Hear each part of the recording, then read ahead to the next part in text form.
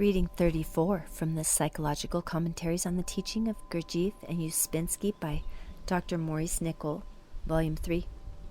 Cormid Uglé, June 8, 1946. On Thinking in a New Way. It is often said that this work is to make us think in a new way. But this is impossible unless people exert themselves mentally, namely, make mental efforts in connection with the ideas. Unless a person thinks of the work, and ponders it and connects it with himself or herself, the mind cannot be changed. That is, the person will continue to think in exactly the same way as formerly. Unless we think about the ideas of the work and think about our behavior and reflect as to whether we think about ourselves in the way the work teaches, we will remain the same. That is, there will be no change of mind, no mitfoya. That is to say, the work will not influence us. Nothing gets home to us. Then the work lies, as it were, like so many unopened parcels in the intellectual center. Now we have to seek and find for ourselves by what means we can be influenced by the work. As you know, ordinarily people are influenced by life. The work as a system of ideas which actually form an organic whole is so constructed that if it is taken in, it is really united with, the whole mind begins to change, and as a result, everything can be changed in us. One of the ideas that struck me emotionally from early in this work was the idea that we are all asleep, and that all that one reads in the papers is about people behaving in sleep, and thinking that they can do in this state. But a still more powerful idea began to influence me later. The idea that I myself was asleep. Now, ideas are more real than facts. You remember what O said about ideas. He said that modern psychology does not realize the immense power of certain kinds of ideas and their realness.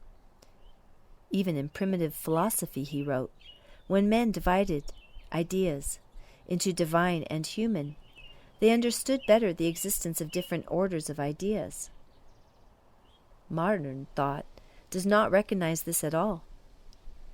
Existing psychology and the theory of knowledge do not teach people to discriminate between different orders of ideas, nor point out that some ideas are very dangerous and cannot be approached without long and careful preparation. This occurs because modern psychology does not take into consideration the reality of ideas, does not understand this reality. Ancient and medieval psychology understood better the position of the human mind in relation to ideas. It understood that the mind could not deal with ideas in a right way, so long as the reality of them was not clear to it. And further, the old psychology understood that the mind was incapable of receiving ideas of different kinds simultaneously or out of the right order. That is, it could not pass without preparation from ideas of one order to ideas of another order. O compares esoteric ideas with complicated machines, which it is impossible to use rightly unless one is prepared beforehand. Now, in this work, we have certain ideas taught us, whose object is to transform our whole way of thinking. These ideas are given in small quantities, so to speak, at a time. Let us take once more the idea that man is asleep.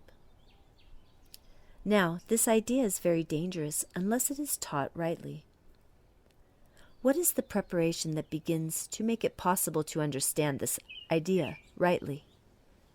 The preparation consists in realizing through self-observation that one is oneself asleep.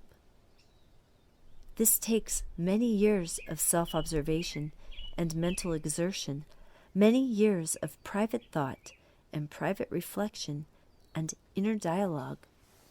When this preparation has reached a certain point, the vision of man asleep, of the world asleep, comes to a person in the right way.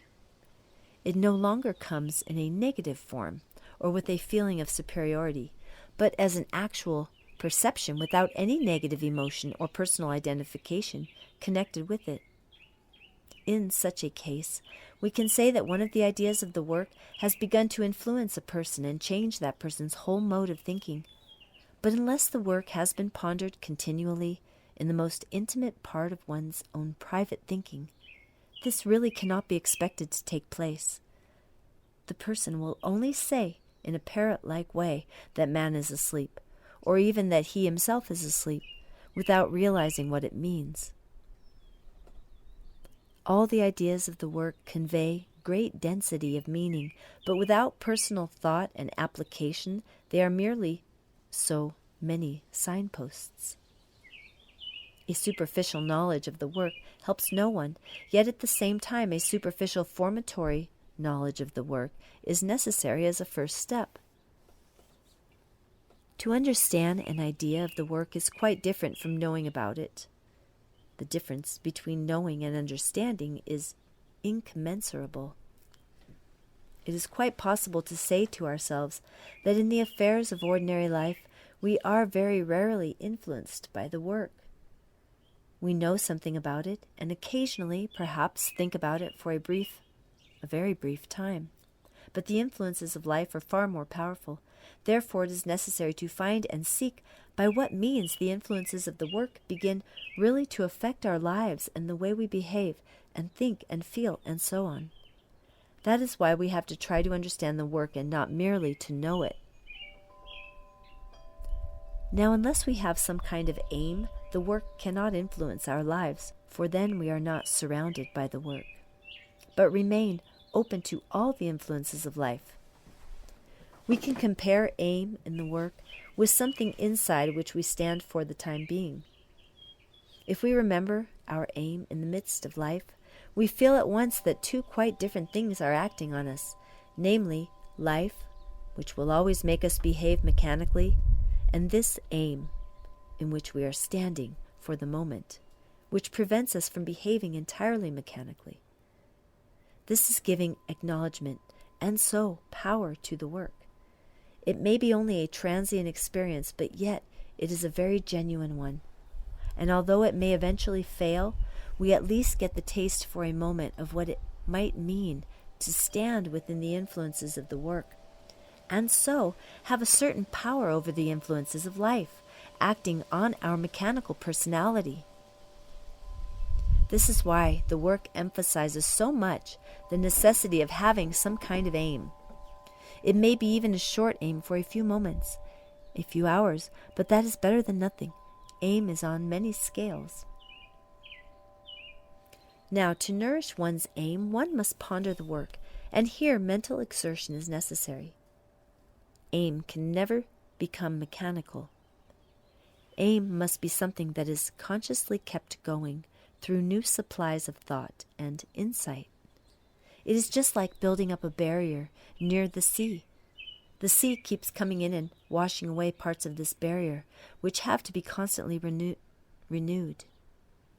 It is quite true to say that as we are, we may not be able to do this for long, but yet I repeat that if we have done it for a time sincerely, we get a taste of what it might mean to reach a stage where the influences of the work are more powerful than those of life. Let us take once more negative emotions. Here, it is really quite possible to do something. But you cannot do anything, even for quite a short time, if you try to do it as a given task, as something that you were told to do. You have to do it from some degree of individual understanding why negative emotions are useless and harmful both to you and to other people. You have to realize, as deeply as you can, your slavery to negative emotions, and how much is said in the work about getting rid of this slavery and all the reasons why. For these purposes, you must collect in your mind many of the sayings of the work, and behind all that, you must have some general conception of all that the work teaches about inner development, about inner freedom. If you do this simply as a task, as something you have been told, without any intimate, private understanding of the reason, you will not be able to resist life. The influences of the work acting on you will be too feeble. In other words, you will not have any real point in the work.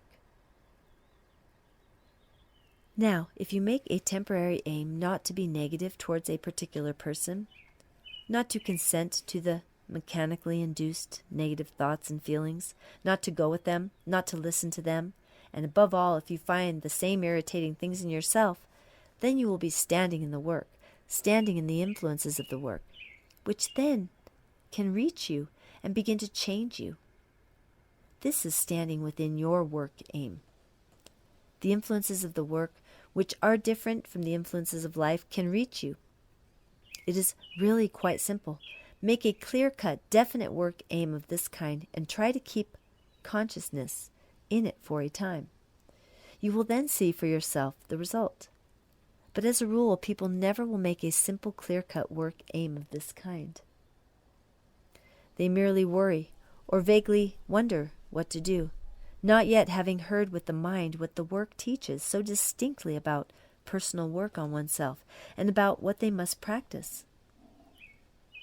I am fairly certain that some will ask, what does the work teach us to do as regards work on ourselves? You have heard it with your ears over and over again. Yes, but who has really heard it with the mind and pondered it and exerted their minds over it privately and intimately and realized in which direction the path goes and what it means to begin to follow it? For the work is a way, a path, inner, quiet, stage by stage, and psychological, that leads to a definite goal. Others who gave us this work have followed this fourth way and seen for themselves where it leads.